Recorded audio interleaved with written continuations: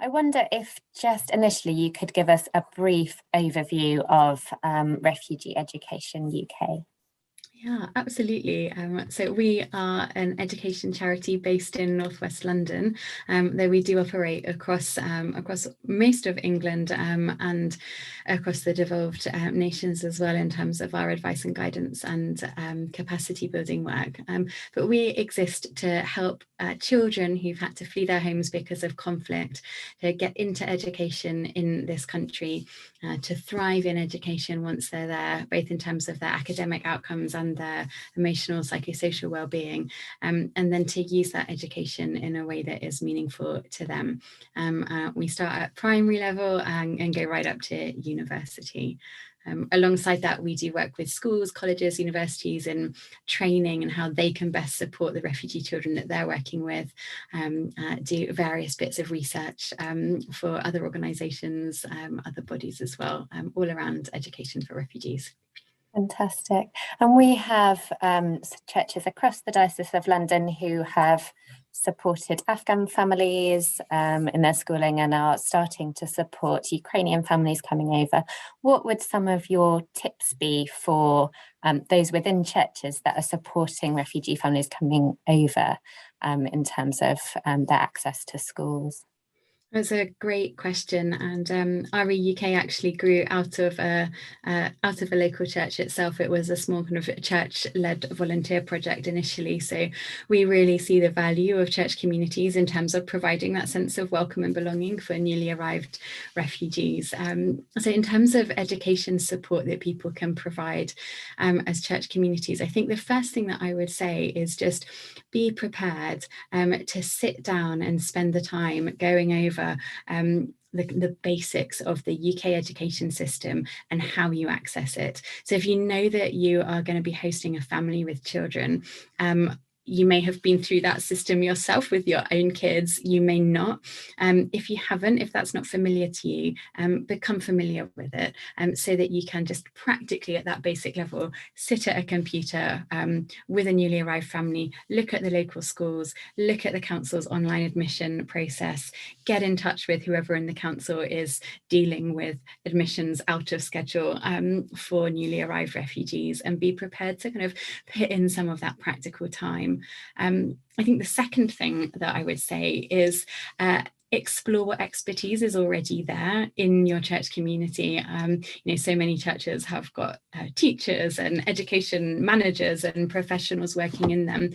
And again, it sounds very simple, but the number of times that we've been approached by somebody with a question who's then come back and said, oh, I've actually found that it turns out there's an expert on this in my own church community. And so do that kind of basic mapping, and you can apply this not just to education, but to other kind of areas where people will need support as well. And maybe look at forming a kind of support group that draws on expertise that people have professionally within the church community, that all families who are hosting or welcoming refugees in whatever other way it might be can draw on. Additionally to that, then look at what is out there in terms of organisations that can support when the expertise that's in-house doesn't stretch to that. So we, for example, have an advice line that people can contact with any question about access to education for refugees.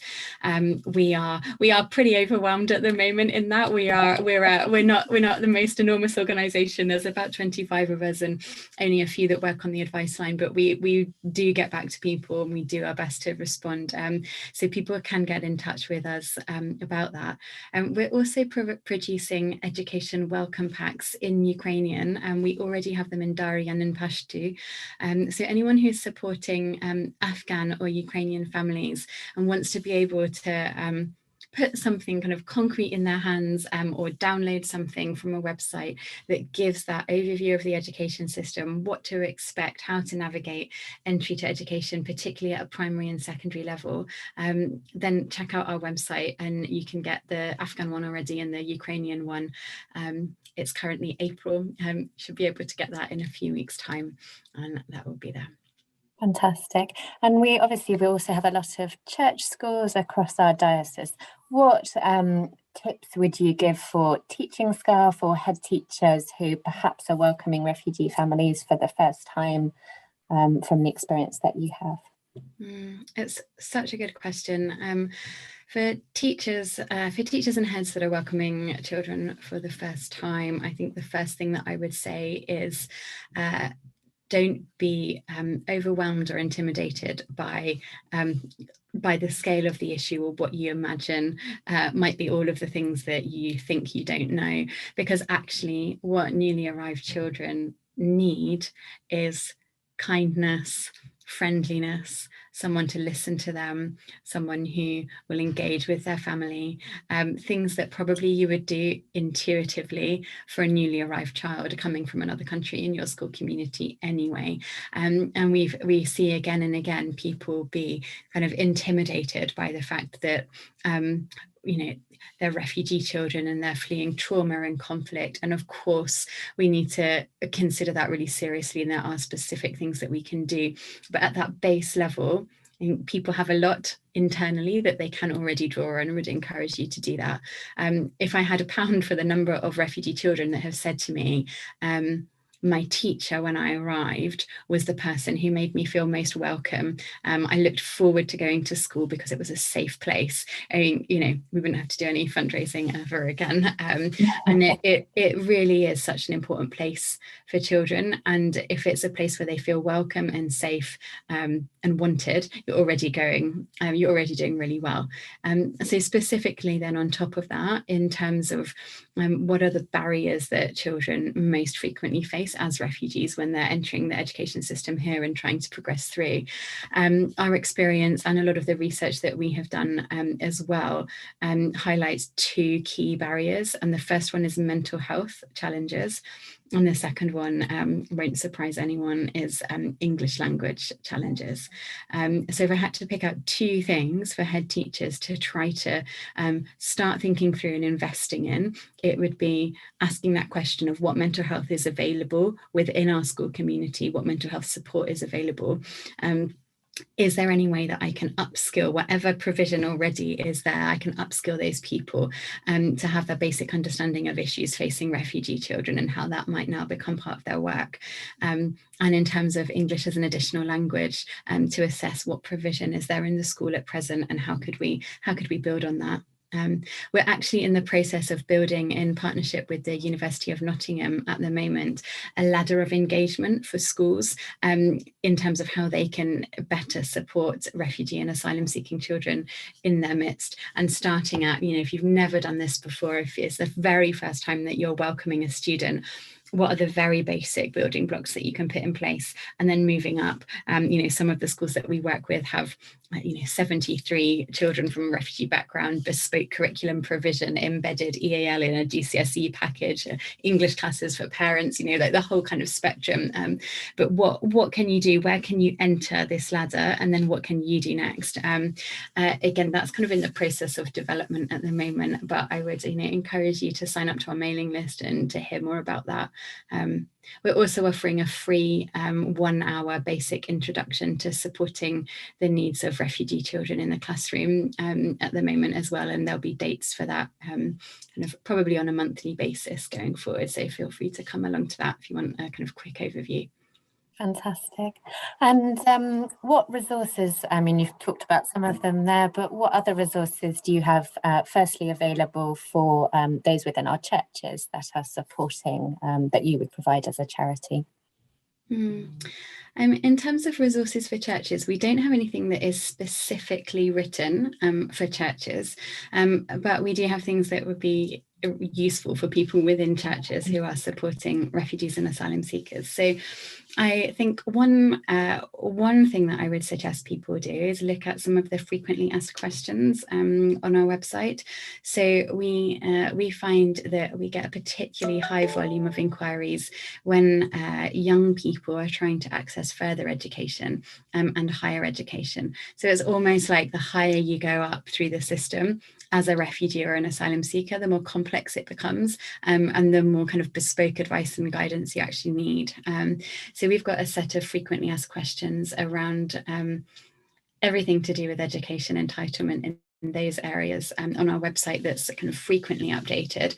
And so that's a really good starting point. If you're in a church and you're trying to support someone to progress in their education, I would check that out first. We also have quite a number of fact sheets and guides on various different elements of things. We have a guide on supporting resettled refugees to apply for university, which might be useful in some circumstances as well. Fantastic.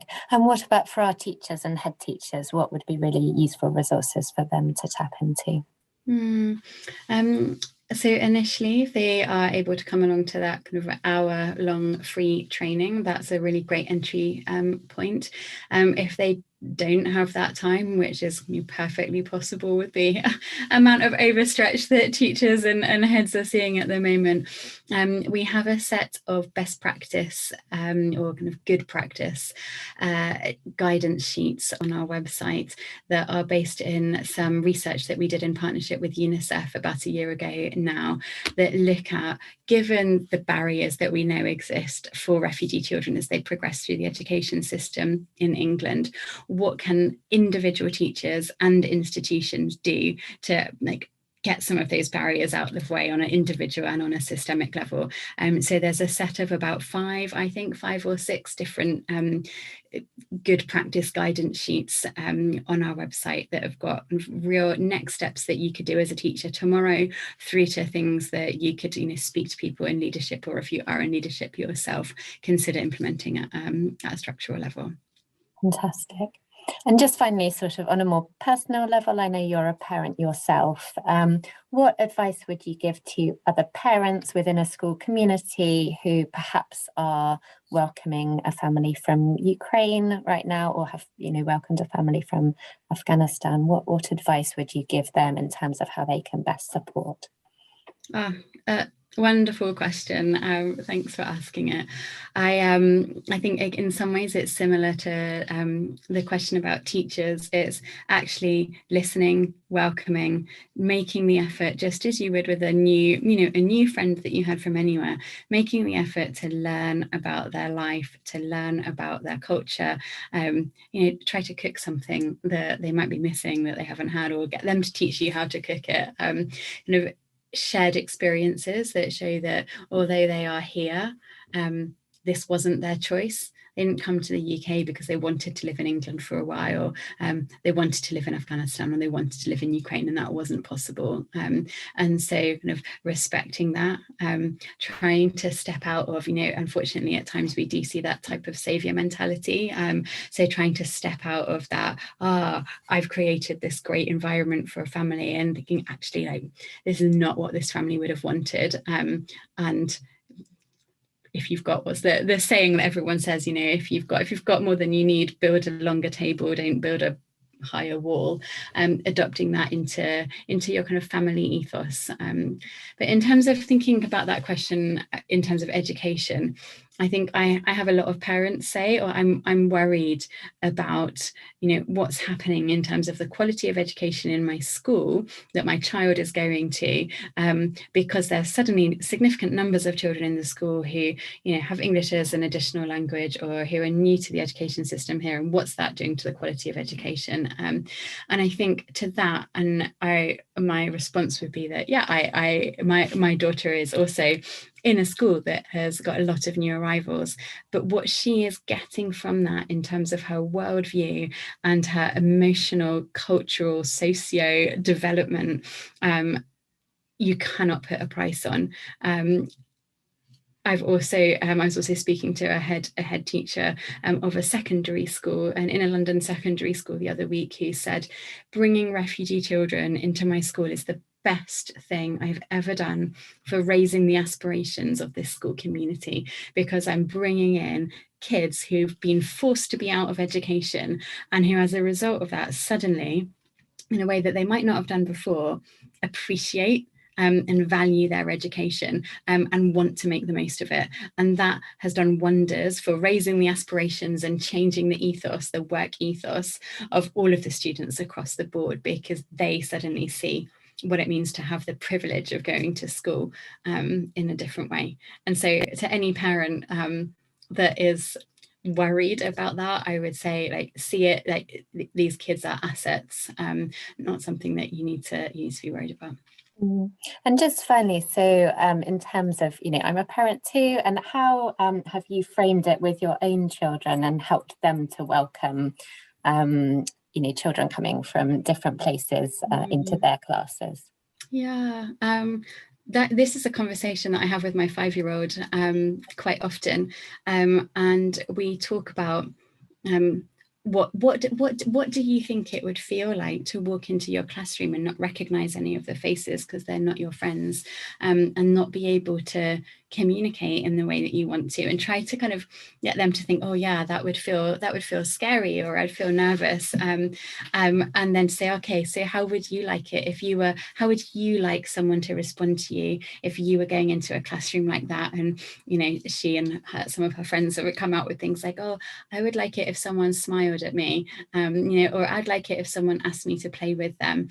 And just yes, absolutely, these are the things that I needed, and encouraging that. And I think in terms of some of the more difficult things, we've talked about that there's fighting in some countries, and when there is fighting in countries, people don't want to stay and can't stay where the fighting is and remain safe, and so they have to travel to another country and look for a place that they can be safe.